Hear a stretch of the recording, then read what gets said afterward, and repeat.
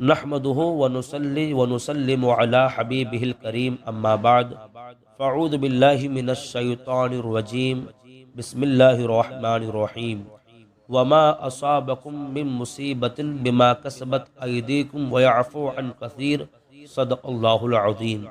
درود پاک پڑھیں۔ اللہم صلی علی سیدنا و مولانا محمد وبارک وسلم صلاۃ و سلاما علیک یا سیدی یا رسول اللہ صلی اللہ علیہ وسلم۔ قرآن پاک کے اندر اللہ رب العزت نے ارشاد فرمایا وما اصابکم من مصیبت بما کسبت ایدیکم ویعفو عن کثیر، جو تمہیں مصیبت پہنچی وہ اس کا بدلہ ہے جو تمہارے ہاتھوں نے کیا، اور بہت سے معاف فرما دیتا ہے۔ بیماری یہ اللہ کی طرف سے ایک نعمت ہے۔ اگر بندہ بیمار ہو اور اس پہ صبر کرے تو اللہ رب العزت اس بندے سے راضی ہوتا ہے، اور اس بیماری کے سبب اللہ اس کی خطاؤں کو، گناہوں کو معاف فرماتا ہے۔ آقا کریم صلی اللہ علیہ وسلم کی حدیث پاک ترمذی ابن ماجہ کے اندر موجود ہے۔ حضرت انس رضی اللہ تعالی عنہ سے روایت ہے کہ رسول اکرم سید عالم صلی اللہ علیہ وسلم نے ارشاد فرمایا جتنی بلا زیادہ اتنا ہی ثواب زیادہ، اور اللہ عز و جل جب کسی قوم کو محبوب رکھتا ہے اسے بلا میں ڈالتا ہے۔ جو راضی ہوا اس کے لیے رضا ہے، جو ناراض ہوا اس کے لیے ناخوشی ہے۔ یعنی آقا کریم صلی اللہ علیہ وسلم نے یہ ارشاد فرمایا کہ بیماری، جب بیمار اپنی بیماری میں صبر کرتا رہے تو وہ اللہ کی رضا پاتا ہے، اور شکوہ اور شکایت کرتا رہے تو اللہ کی رضا نہیں پاتا۔ اسی لیے ایک اور حدیث پاک یہ ہے کہ آقا کریم صلی اللہ علیہ وسلم نے ارشاد فرمایا کہ جب اللہ تعالیٰ اپنے بندے کے ساتھ خیر کا، بھلائی کا ارادہ فرماتا ہے تو اسے دنیا ہی میں سزا دیتا ہے، اور جب شر کا ارادہ فرماتا ہے یعنی بھلائی کا ارادہ نہیں فرماتا تو اسے گناہ کا بدلہ نہیں دیتا، اور قیامت کے دن اسے پورا بدلہ دے گا۔ تو بیماری کے اندر بندہ صبر کرے تو اللہ کی رضا پاتا ہے۔ ہمارے یہاں پر آدمی جب بیمار ہوتا ہے تو بہت زیادہ شکوہ و شکایت کرتا ہے کہ میں اتنے دنوں سے بیمار ہوں، ٹھیک ہی نہیں ہو رہا، دوا کر کے تھک چکا ہوں۔ یاد رہے بیماری میں صبر کر کے آپ اللہ کی رضا پائیں۔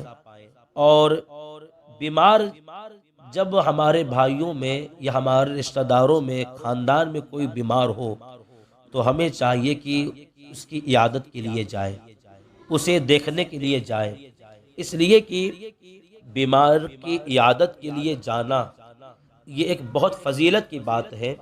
آقا کریم صلی اللہ تعالی علیہ وسلم کی حدیث ہے کہ جب مسلمان اپنے بھائی کی عیادت کے لیے جاتا ہے تو واپس ہونے تک جنت کے پھل چننے میں رہتا ہے۔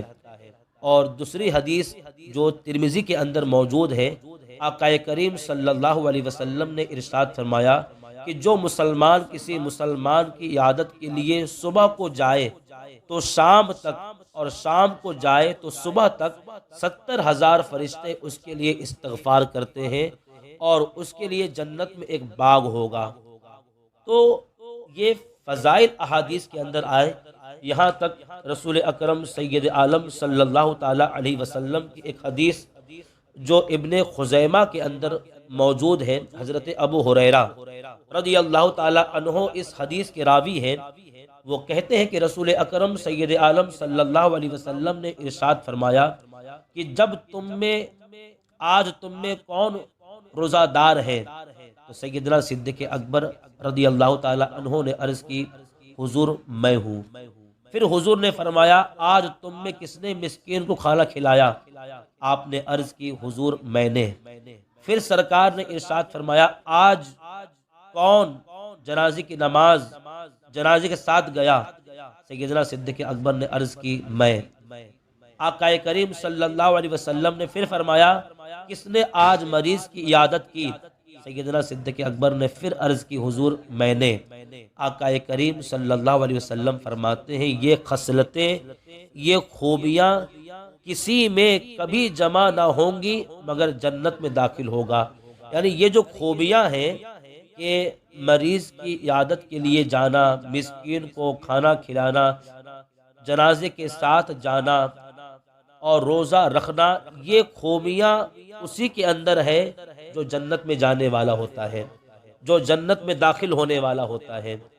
تو رسول اکرم سید عالم صلی اللہ علیہ وسلم نے تو بڑے فضائل بیان فرمائے کہ اگر مریض کی عیادت کے لیے جائیں تو اللہ کے حبیب علیہ الصلوۃ والسلام نے یہاں تک فرمایا کہ جو صبح گیا شام تک، شام میں گیا تو صبح تک 70,000 فرشتے اس کے لیے استغفار کرتے ہیں۔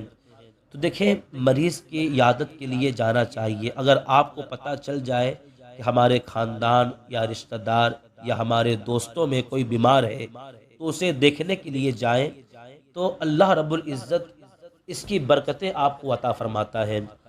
شریعت مطہرہ نے مریض کی عیادت کے آداب بھی بیان فرمائے۔ بعض لوگ جاتے ہیں 2-2 گھنٹے تک اس کے پاس بیٹھے رہتے ہیں، باتیں کرتے رہتے ہیں، تو دیکھیں یہ عیادت کا طریقہ نہیں۔ حالانکہ بہقی شریف کے اندر یہ حدیث پاک موجود ہے کہ رسول اکرم سید عالم صلی اللہ علیہ وسلم نے فرمایا افضل عیادت یہ ہے کہ جلد اٹھ جائے، یعنی افضل یہ عیادت ہے کہ جاؤ اسے دیکھ کر جلدی چلے آؤ، یہ نہیں کہ آپ بیٹھے رہیں 2-2 گھنٹے تک باتیں کرتے رہیں۔ تو شریعت اسلامیہ نے ہمیں آداب بتائیں عیادت کے، مریض کو دیکھنے جب جائیں تو کس طرح عیادت کریں۔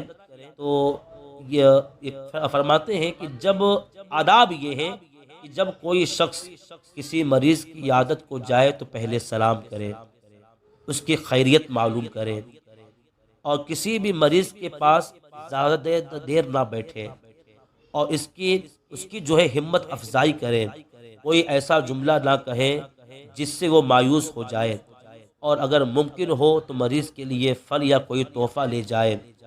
اور حدیث پاک میں ابو داؤد ترمذی کے اندر حضرت عبداللہ ابن عباس رضی اللہ تعالی عنہ سے مروی ہے کہ آقا کریم صلی اللہ علیہ وسلم نے فرمایا کہ جب کوئی مسلمان کسی مسلمان کی عیادت کو جائے تو 7 بار یہ دعا پڑھے، اسأل اللہ العظیم رب العرش الکریم ان یشفیک۔ سرکار فرماتے ہیں اگر موت نہیں آئی ہے تو اسے شفا ہو جائے گی۔ تو یہ مریض کے آداب ہیں، یہ مریض کی عیادت کے فضائل ہیں جو ہمارے مذہب نے، ہماری شریعت نے ہمیں بتائے۔ اللہ رب العزت ہم سب کو اس پہ عمل کی توفیق عطا فرمائے۔